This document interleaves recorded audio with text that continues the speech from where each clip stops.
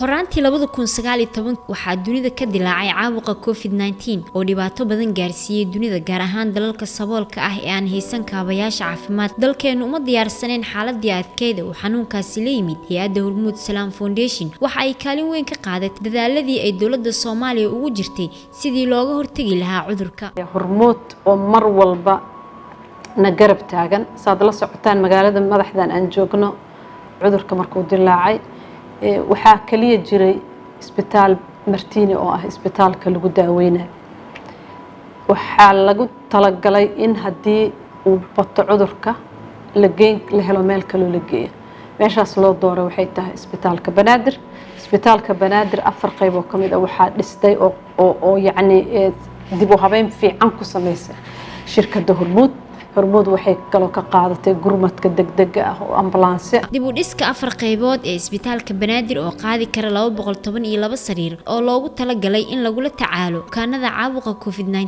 dhismaha warshad oksijiin oo soo saari karta maalintii 144 haamood oo nooca 50 kiilo qaadka ah. warshadaas waxaa ku baxday qarash ka badan $600,000 oo doolarka Mareykanka ah. sidoo kale hay'addu waxa ay bixisay qarashka ku baxa howlgalka warshada. isbitaalka dadweynaha ee Martiini iyo Banaadir Hospital waxa ay geysay 2500 oo haamood oo oksijiin ah kuwaasi oo si bilaash ah bukaanada loogu adeegayay.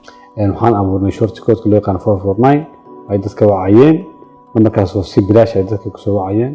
waxaan ka caawinay wasaaradda caafimaadka sameynta iyo hirgelinta xarunta wicitaanka dadweynaha taas oo ay soo wacayeen dadka si ay dhakhaatiirta iyo shaqaalaha caafimaadka ay u baahan yihiin loogu xiro. Hormuud Salaam Foundation waxa ay fulisay nidaam wacyigelineed oo fariimaha COVID-19 lagu xirayo dhammaan mobilada. dhinaca gobolada hay'addu waxay isbitaalka Kismaayo ugu deeqday ambulance loogu talagalay gurmad degdeg ah oo loo fidiyo bukaanada uu haleelo COVID-19. intaasna waxaa dheeraa hay'addu waxa ay guud ahaan isbitaalada dalka ka taageertay dhinacyada qalabeynta sida iibinta qalabka shaybaarka, matoorada dabka dhaliya, sariiraha, shidaalka iyo daawooyinka qaarkood si gaar ah si ay xilliyada ay dilaacaan cudurrada faafa sida shuban biyood. tusaale ahaan 2022 hay'adda Hormuud Salaam Foundation waxay isbitaalka Banaadir ugu deeqday 10 sariir oo ah nooca lagu koriyo ilmaha dhasha iyagoo aan bila dhameysanin. matoor dabka dhaliya waxa ayna ka shaqeysay mashruuc waxtar u leh oo ku saabsan isbitaalka Banaadir la geliyo